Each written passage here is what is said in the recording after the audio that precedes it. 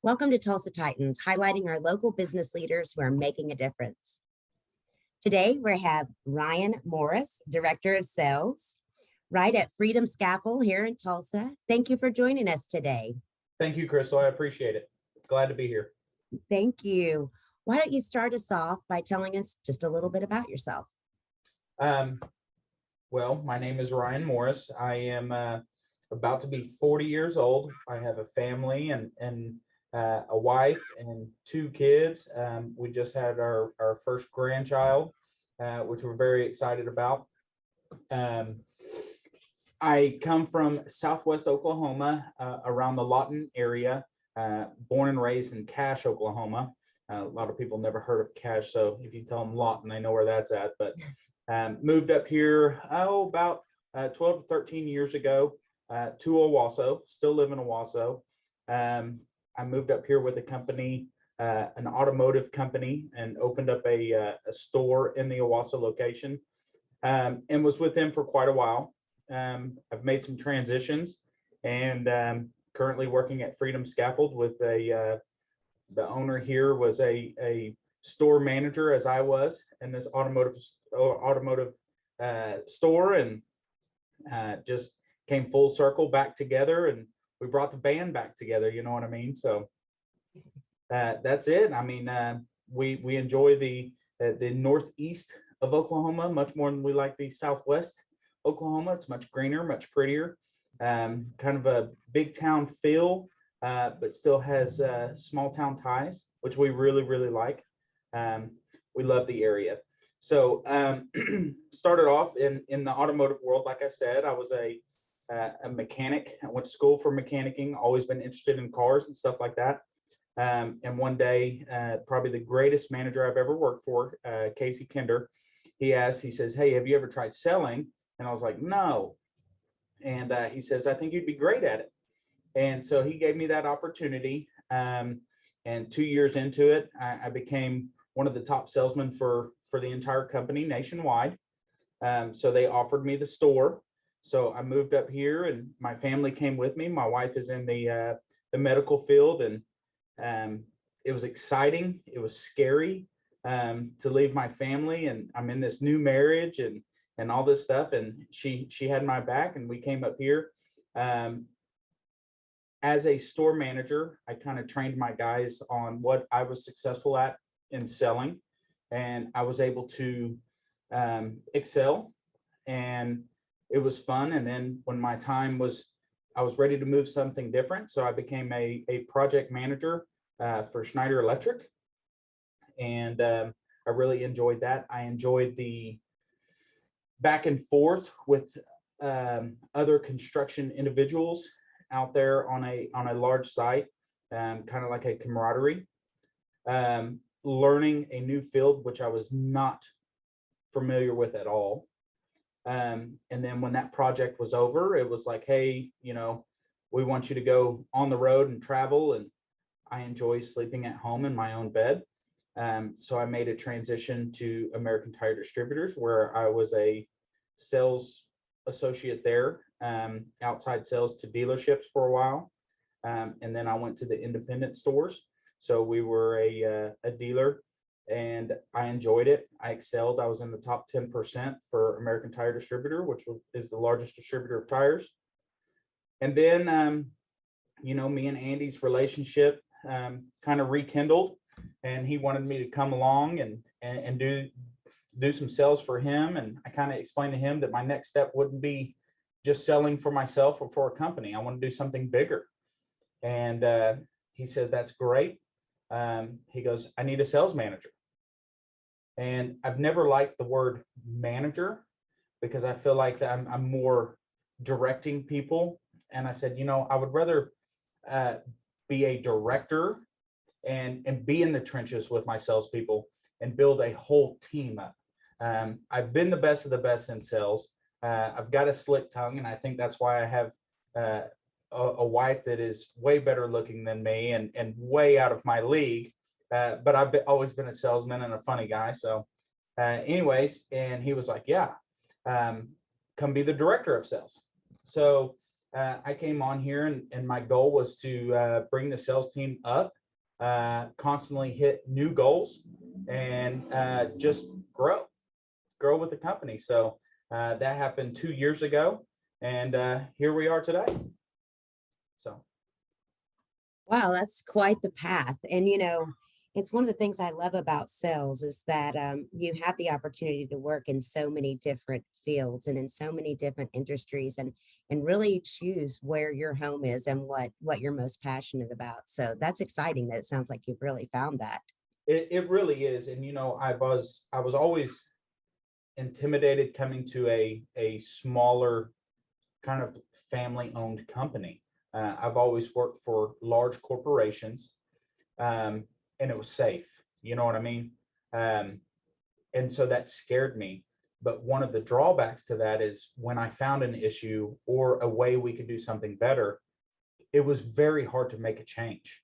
When you're dealing with thousands of employees, um, corporates can't make that change. They can't turn on a dime. Um, Here, the two owners that are here, Jeremy and Andy, um, are relatively young. We're all the same age, right at 40 years old. And if one of our guys in the field say, hey, listen, I think we can do this and do a better job and be more efficient, it's super easy to go, hey, let's try this out. Let's give it a chance. Let's see what it can do. And each individual person here is not a number. Sometimes I think salespeople, operations people, and stuff like that in these corporate settings sometimes get lost. They're a number, and that's one thing that I really like here. And I think we're going to talk about culture and stuff like that. And I believe the culture here, it's easier to impact the culture in a smaller company than it is in a larger company. And I wish I'd have done it years ago, but I love it, and the owners make it a great place to work. So. Well, since you brought that up, tell me a little bit about how culture does play a role in your company, and what sorts of things maybe that you do that you feel inspires the culture or drives the culture that you're looking for. I think, when we talk about when people used to talk about good culture, to me, that was just like, is people happy to come to work? And that was just a small portion of it. I think a good culture promotes longevity and consistency. I think everyone is capable of growth. It could be positive growth. It could be negative growth. And I think a good culture will ensure positive growth, and customers will reap the benefits, which will produce good, positive returns in the long game. You know what I mean? One thing that we do that I think is very interesting is we have a monthly leadership meeting, and every single person is invited to these leadership meetings. We utilize, and not every time, but consistently, we have the Craig Rochelle podcast, leadership training podcast, and we utilize that. Sometimes if our operations manager in Oklahoma City, he recently said, hey, listen, I've been listening to this podcast. I think it would be great for our leadership training. And we say, hey, that's great. Why don't you run it? So he will send out the podcast to everybody. Everyone listens to it. We talk about it. We chop it up. We discuss what it means to each individual person. But that's from the top down. It's leadership training because we believe that our guys in the yard have the capabilities of being great leaders. So from the guy that cleans the floors to the owner of the business is involved here in the leadership training, because we think everybody has that capability. So, and I think that leads to a good culture. You know what I mean? Our company here is not one of those, if it's mediocrity, and you want to stay there, we promote you move past that. You know what I'm saying? Don't get comfortable where you're at. Always be growing. Andy loves to say, if you're not growing, you're dying. And we believe that from every position that we have here. We do a great job of promoting internally and moving people up.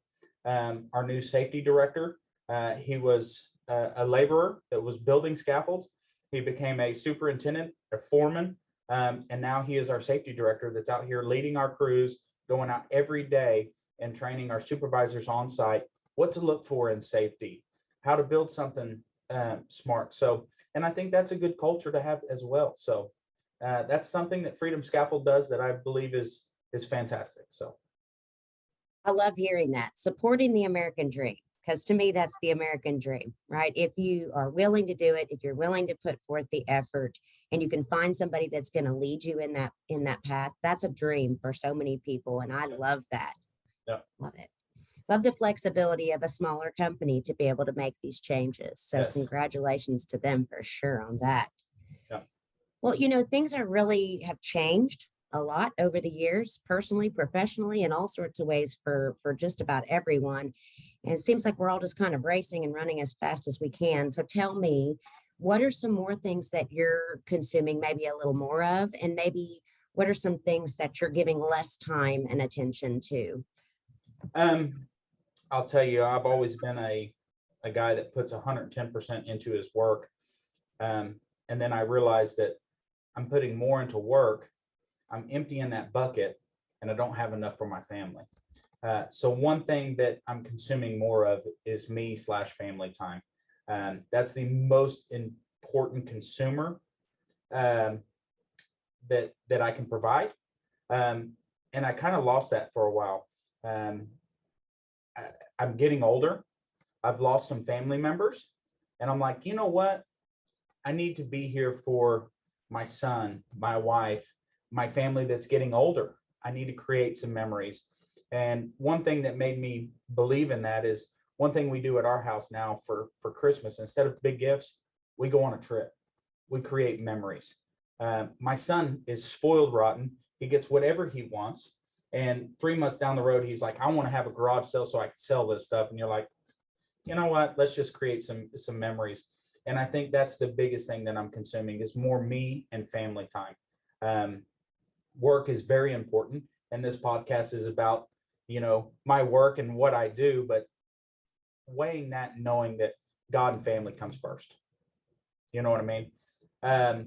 Another thing that I'm doing as I'm getting older is I've gotten much better at taking more notes.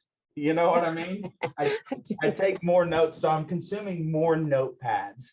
I keep them for a couple months after I filled one up, and it'll be, one day I'll be like, hang on, I know I took a note over this. Let me go back.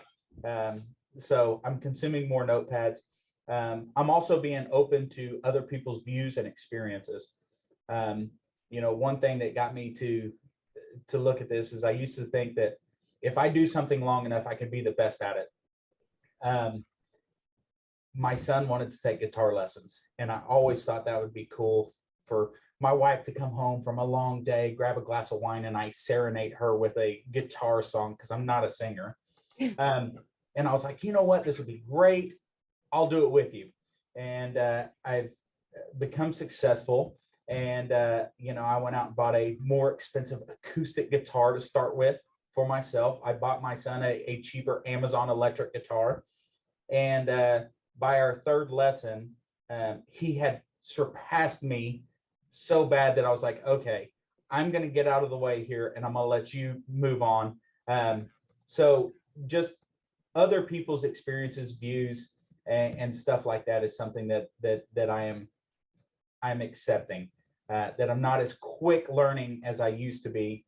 So I've got to take more notes, and I've got to be able to be open to other people's views and experiences because I'm not as quick as I once was. So some things that I'm trying to give less time to, the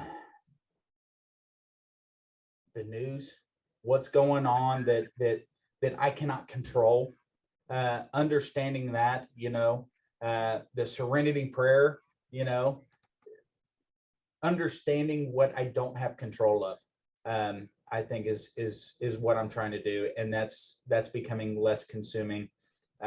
Being worried about what's going on in the world that I think is just absolutely insane, and knowing that I'm only getting one half of the story.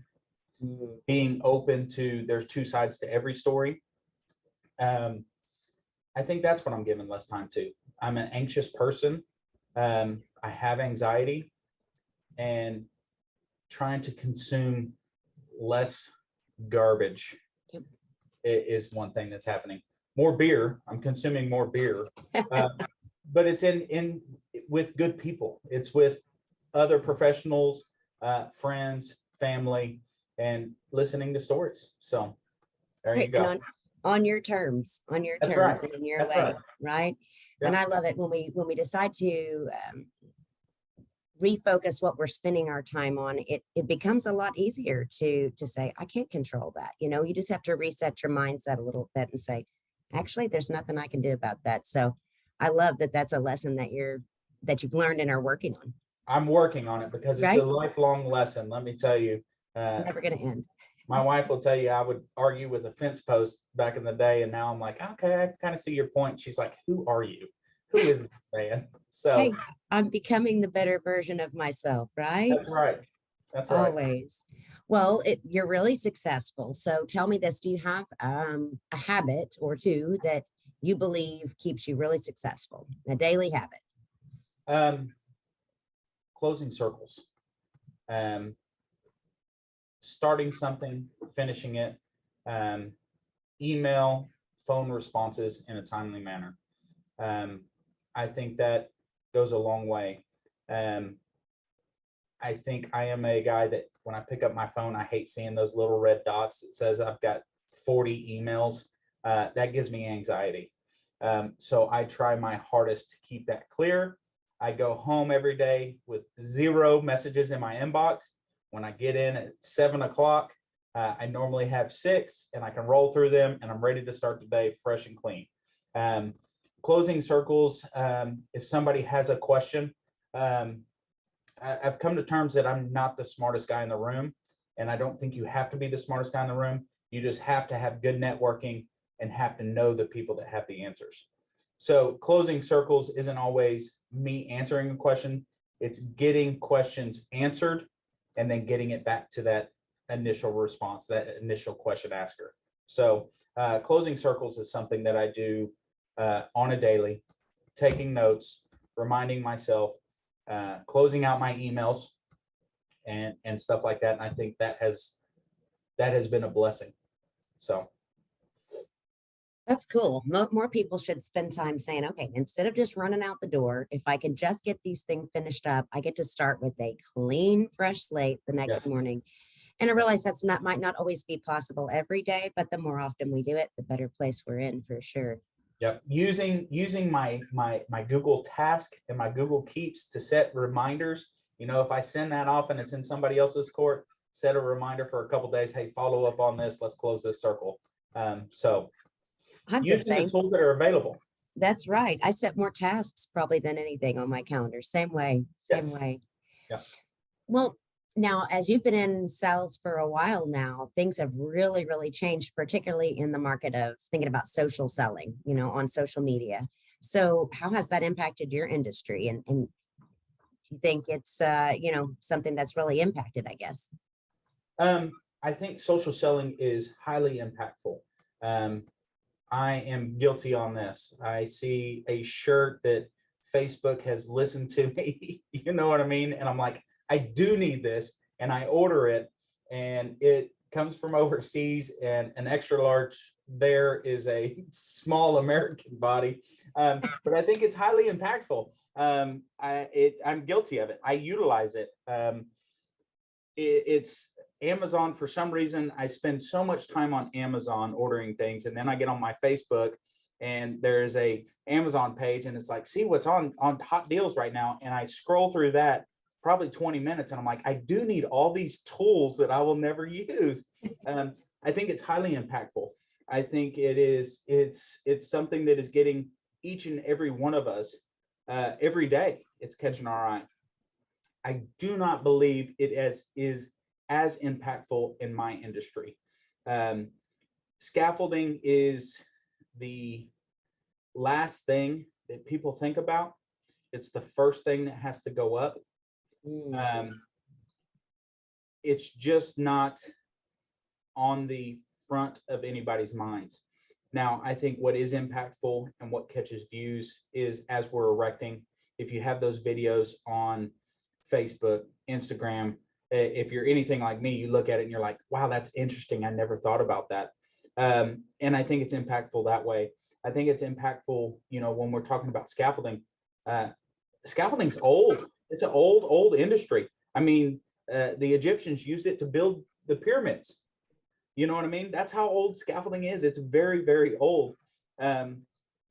It's fun to watch. It's fun to understand, but I don't believe that social selling is as impactful in my industry. We are more doing business with people we've done business with before, or word of mouth. We're dealing with project managers, superintendents, construction companies. And if we produce a good product one time, that person's going to tell the next project manager or something like that, hey, Freedom Scaffold did a great job. They're going to call us. We're going to bid the job. So I think it's important. I think it's less important in our industry. However, I will say LinkedIn and things like that has got us some great employees when we're looking for new hires. I believe and I don't know if you would even put that in a social selling bucket. I guess we're selling our company for employees, but that has been impactful in our industry, is being able to hire, especially in this time of, like everybody else, a labor need and not having the labor there to fill that need. We have been able to reach out via Facebook, via Instagram, and put some posts out there saying, hey, we are hiring. You got to have a catchphrase, you got to have a dollar amount there to catch somebody's eye, but I think that is impactful in our industry. Well, and in thinking about hiring in general, you spoke a little bit about the talent pool and different things like that. What 2 or 3 qualities do you look for when you're looking for a new salesperson to join your team? I'm going to take this back to, and we'll circle back to what I'm doing now. But when I was in that automotive company, it was Bridgestone Firestone that I worked for. I would almost rather have somebody with no knowledge of tires and stuff, that had a great attitude, that had good communication skills, than somebody that has been in the industry forever and stuck in their mindset of how to do things. And that's something I look for here. When I am looking for a salesperson, I want somebody that has great communication skills. I don't care if you have knowledge of scaffolding or not. Scaffolding is a relatively easy concept. It can be very difficult, but it's an easy concept. So you got to have that good communication. You have to be able to create a relationship with these people. Like I said earlier, this is a word of mouth business that we're in, an industry that we're in. You need to make an impact on these individual people through a job, and you'll have that long-term relationship. You also have to be easy to get a hold of. You know what I mean? You have to have an open schedule. That's something that I'm looking for. I'm looking that you answer the phone. You know what I mean? So those are a couple of things that I look for. And listen, I'm a life church goer, and one of the things that my wife's like, why do you always say that, is Pastor Greg Rochelle. We would be talking about, what the lesson was of the day. And she goes, what do you think of Pastor Craig? And I was like, I could absolutely drink a beer with that guy. Yeah. You know what I mean? He is relatable. Not that he drinks beer. He probably doesn't drink beer, but he's a guy that I could drink a beer with and hang out with and just talk to. I'm looking for those people that I can just talk to. We can have a conversation about anything and everything, and it's just comfortable, open-minded. So I would say that's it. Just good communication skills. That's what it's all about. I think that's so encouraging to younger professionals that are maybe thinking, that looks fun. That looks like something I might be interested in doing, but what does that look like? Or maybe I've already missed the boat to go to school on that, but I'd really like to go for this job. Just knowing that there are individuals out there like you that this is what's actually being looked for. Can you communicate? Are you a friendly person? Do you happen to be one of those people that just finds himself in conversation with the person at the supermarket and everywhere you go, then you might be a good salesperson, right? And it's getting harder and harder this day and age. I mean, my son, he's 12 years old and I love him to death. And but they have had these cell phones, and that's how they communicate with people. And I'm like, that's not how you communicate in real life. He's 12 years old. He's had a cell phone since he was probably 9.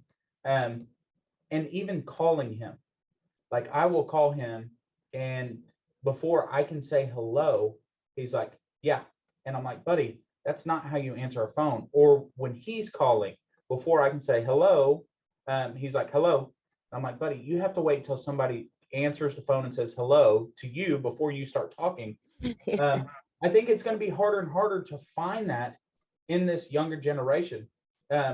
This younger generation is the most technologically advanced generation we have. My mom she's like, hey, I need you to fix my phone. You know what I mean? Right. And you're like, mom, really? It's 2022.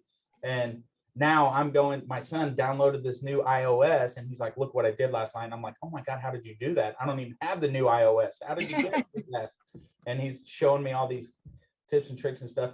But I think that communication is going to be lackluster, but they're going to be dealing with the younger crowd as well. So maybe it is going to work, but I just don't see it. And I'm worried about it.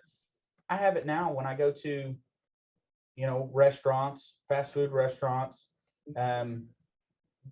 stores, convenience stores. When I worked for Bridgestone Firestone, it was our rules that customer got 3 steps in the door. Somebody had better had acknowledged they were there and said hello, or I will be right with you. And that doesn't happen. And it's awkward to me now. I went to a dealership the other day and I was in the service department and I was standing there for 5 minutes before anybody said a word to me, just standing there kind of lost, intimidated. And I'm like, I don't want that. If I walk out of my office and there's somebody standing there, I'm speaking to them. Hey, how you doing? Have you been helped? And I think that's something that I look for in every person, good communication skills. And I tell you what, if I go to a Chick-fil-A or anywhere and a person gives me great service, I will try to recruit them, because Yes. it is a dying breed. If you have good communication skills, you can do anything in the sales force, I promise. So That's wonderful news to a lot of young ones right now. Just knowing, okay, I can do this, I can do this. And I have something special, because not everybody sees that as a skill, I don't think. Especially younger people, they don't understand it. As you were saying, there hasn't been a lot of communication is text, right? Or email or something like that. So fascinating. And it'll be really interesting to see what happens in the next 10, 20 years and how things change. Yep. Hopefully you and I can keep up as old guys, right? That's it. I mean, think about it. When I order from Chipotle, they want you to order on the app and not talk Yeah. to anybody. Just pick your food up. You know what I mean? And I'm like, oh my gosh, we're going backwards. I want to talk to somebody. I want to tell them how to make it though. You know what I mean?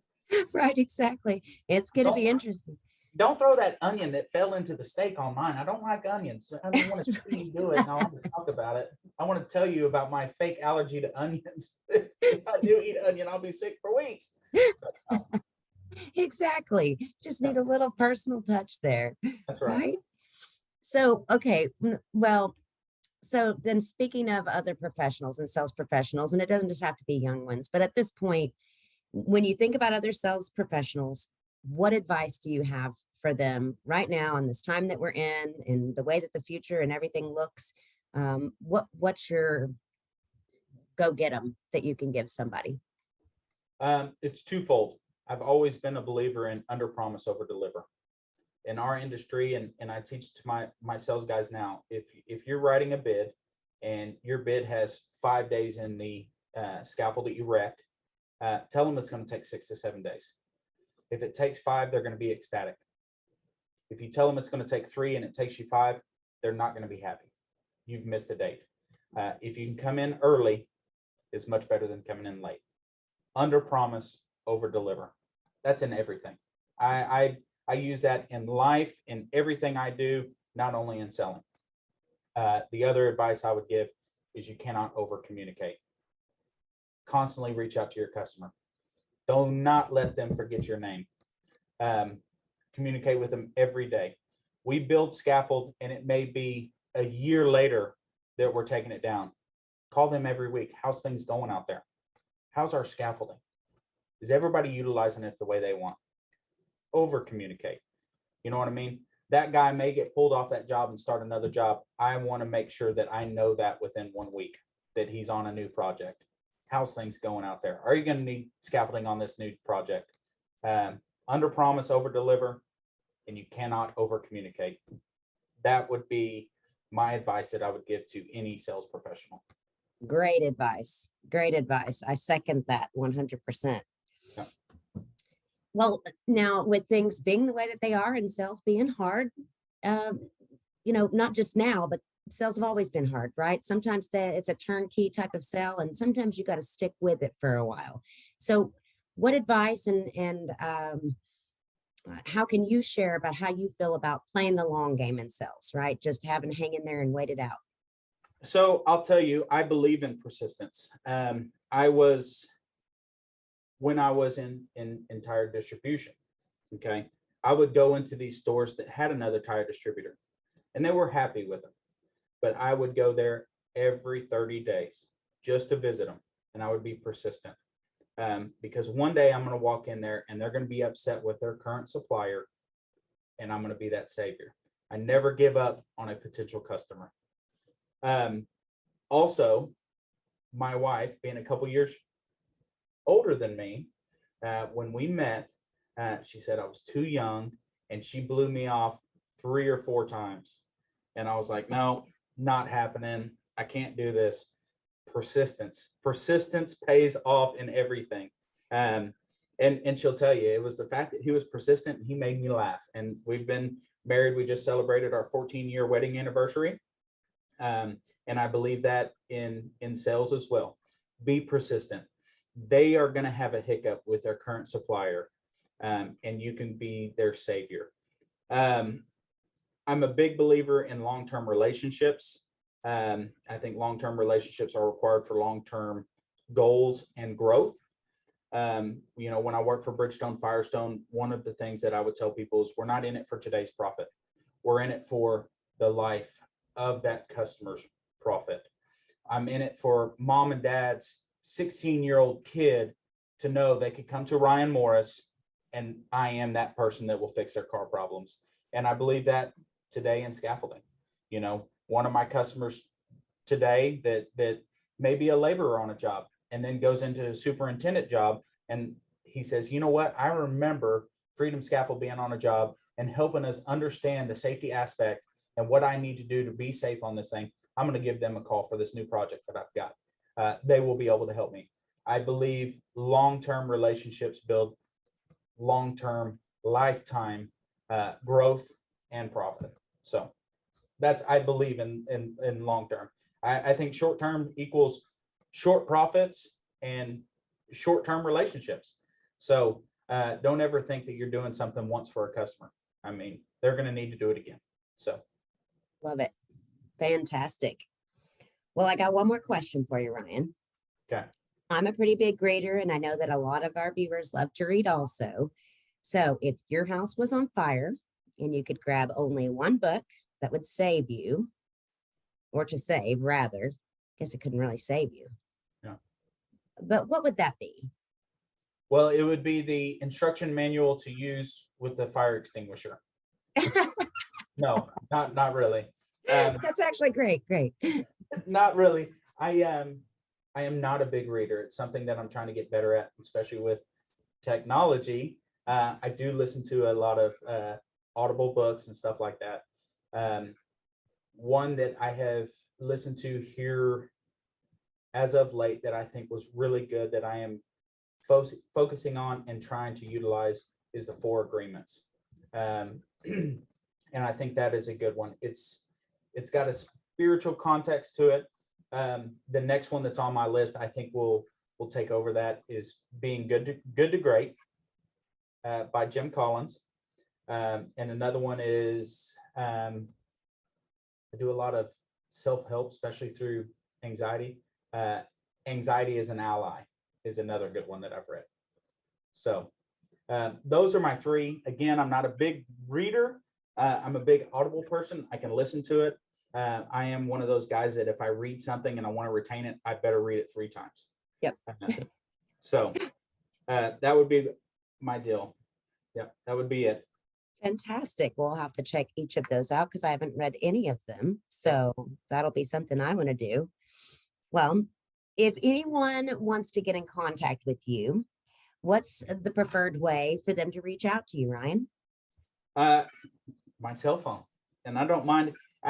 In sales, I will write it on the bathroom stall that I'm in myself, or a good time call, just so my phone rings. It's 580-917-1713.